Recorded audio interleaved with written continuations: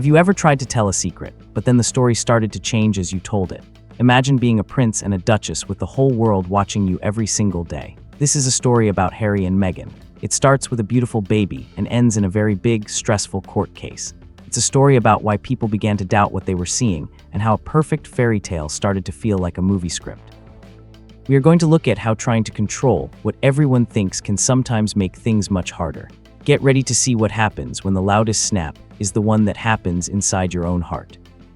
Many people thought Meghan would have her baby at her own home in a cozy cottage, but she actually went to a hospital in London. Meghan had told everyone she wanted to stay at home, but because she was 37 years old, it made sense to have the baby where doctors could help her. The official papers said the baby was born at a very fancy and expensive place called the Portland Hospital. At the same time, people were being mean about Harry and Meghan's new show on Netflix. Big magazines said the show was boring and that it even made them feel a little bit sick. When Meghan first told the world she was pregnant, it looked like a perfect storybook. She was smiling, there was soft light, and she was holding Prince Harry's hand. It was exactly what everyone wanted to see. But very quickly, some people started to feel that something was not quite right. It made people stop and look closer. People who watched the royal family noticed something before the news did. Meghan's baby bump seemed to change size in a way that didn't make sense. It wasn't that it looked fake, it just looked different every time. One week it looked very big, and the next week it looked smaller. Sometimes it sat high up, and other times it looked very low just a few days later. At first, the people who liked her said it was just her clothes or the way the camera worked. They said that angles can make things look weird, but it kept happening over and over again. It happened so many times that people stopped ignoring it and started taking pictures to compare them.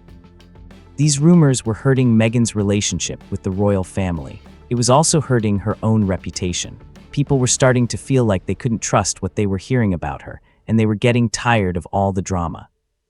It was very different from how Kate, the Princess of Wales, did things. Kate would walk outside the hospital just a few hours after having her babies. She always had perfect hair and showed the baby to everyone. This was a tradition that made people feel like everything was normal and honest. Meghan wanted to write a new set of rules for herself. She didn't want to do things the old way. She wanted to be the one in charge of her own life and tell her own story the way she wanted, instead of following the old royal traditions. At first, people close to her said she was going to have a quiet home birth at Frogmore Cottage. It sounded like a modern and peaceful plan that didn't follow the strict royal rules. The public liked this idea because it seemed like Meghan was being herself.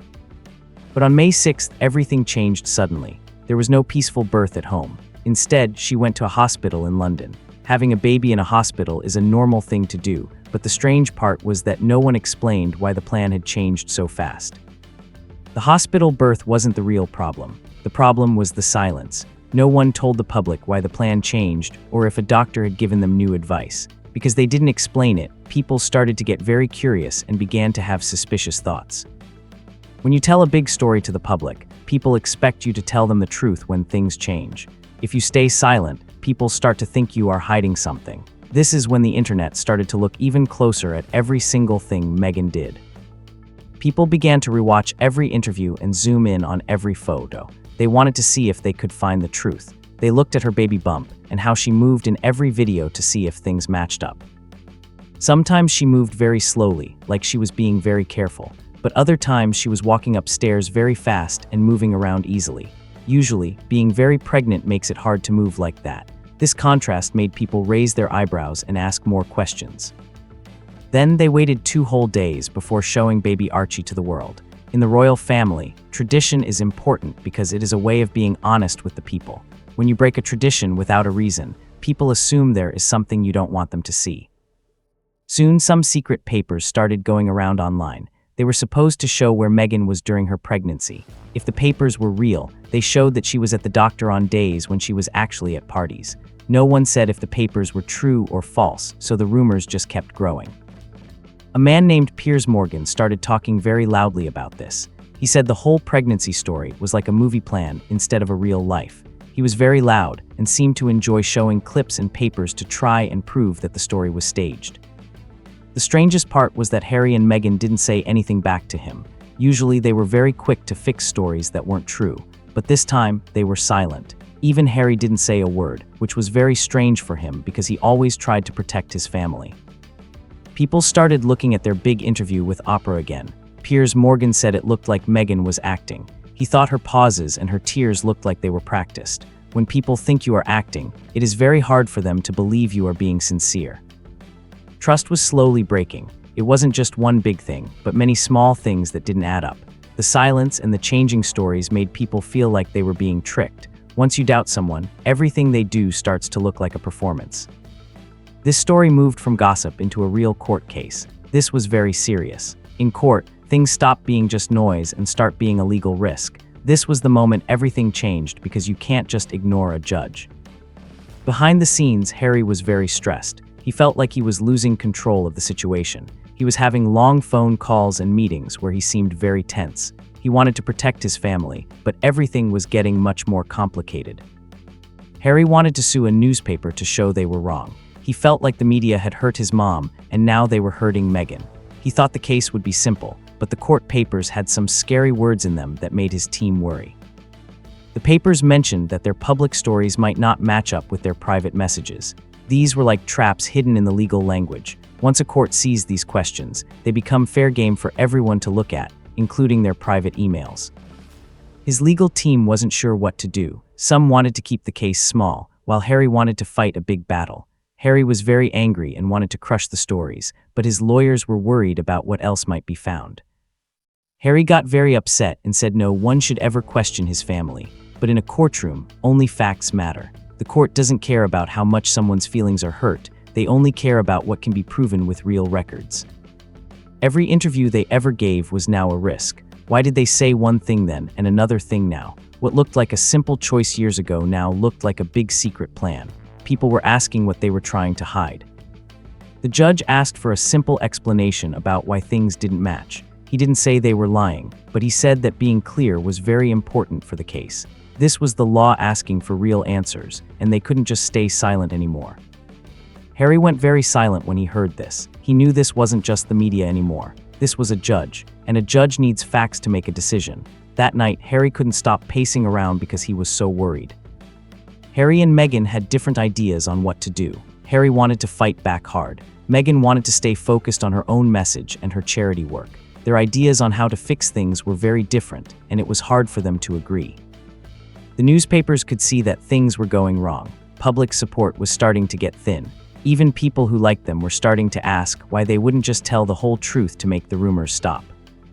Harry felt like he was losing control of his own story. For a long time, he was the one in charge. Now, it was being told by court filings and lawyers. He was very upset and accused his own team of being weak. The court case was moving very slowly, and every step made things look worse. Harry had gone to court to stop the press, but now the court was looking at him instead. This was not what he wanted to happen. To clear things up, Harry would have to open up his whole private life. He would have to show medical records and talk about things he wanted to keep secret. This was his worst nightmare. He felt trapped by the case he had started himself. The court asked exactly when things happened. Dates are very hard to change. If you say something happened on Monday but the record says it was Tuesday, you have a big problem. Harry's story was starting to look like it didn't line up perfectly. Small mistakes were becoming a big deal. A photo here and a quote there didn't quite fit together. These weren't necessarily lies, but they were different versions of the story told at different times. Courts do not like stories that change. Harry's team told him that doctors and security guards might have to come and talk. This was a huge risk. These people knew the real truth about what happened. Even if they had signed secret papers, they would have to tell the judge everything. Harry started to feel like he couldn't trust the people around him. He wondered who else might have to speak in court. He asked his team for a list, and it was much longer than he thought it would be. He felt very alone and surrounded by people he didn't trust. Meghan told him they should just keep going and not say anything. She thought the case was just about the newspapers being bad, but Harry knew that the questions about their personal life were not going away. He wanted a way to stop the rumors forever. In public, Harry looked very stressed. People noticed that he wasn't acting like his usual self. He looked like someone who was fighting a battle that he wasn't winning. The press watched him very closely and wrote about how worried he seemed.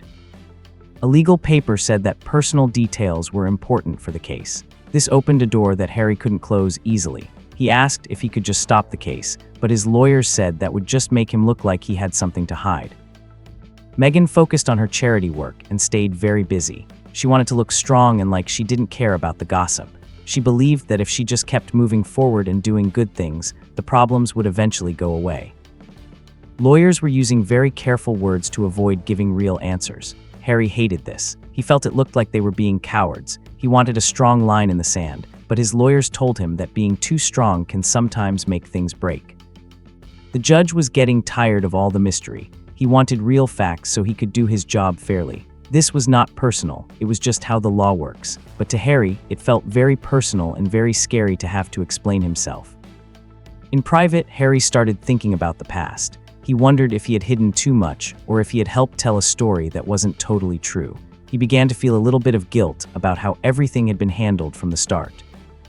The case was at a crossroads. Either they would have to tell the whole truth, or they would have to deal with people suspecting them forever. Neither choice was easy for them. The whole world was waiting to see what would happen next.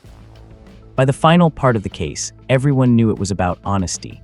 The court was asking for a single, clear version of the story that made sense, but a clear and simple story was exactly what Harry and Meghan didn't have.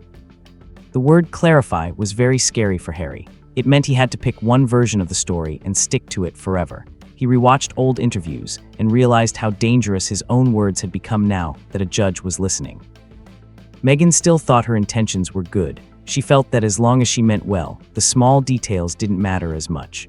But she learned that courts only care about the record and the facts, not about what you intended to do or how you felt.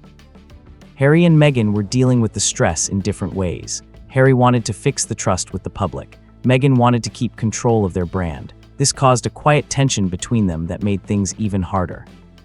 Even the people who usually supported them were becoming hesitant. They didn't know what to believe anymore. When you lose the trust of the people, you lose your power. The newspapers knew this and kept pushing for more answers. Harry felt like he was in a cage. He was tired of the constant work it took to keep up their public image. He wondered when trying to be private had turned into having to guard a story that was getting too heavy for him to carry. He realized he was just plain exhausted. He was tired of always having to be careful about every word. He wanted to stop correcting people and just live his life. He felt that some of the stories they told to protect themselves were now hurting them instead. The court's final decision was not a huge explosion. It was just a quiet and careful ruling. Some things were won and some were lost. It left them in a gray area where things were still not totally clear to the public. Harry didn't rush to say anything after the case ended. He let there be silence. Meghan went back to her work, but Harry started to pull away from being in the center of everything. He was starting to think about his life in a new way. He started doing fewer public appearances. He stopped trying to win every argument with the news. It wasn't that he was giving up, he was just changing how he did things. He was looking for a quieter and more honest life.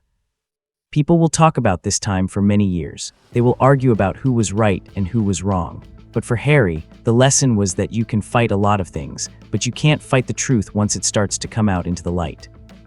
In the end, there was no big downfall. Instead, there was just a thinning of trust. People didn't believe in the perfect story anymore. Harry realized that once people start to doubt you, it is very hard to get them to believe you again.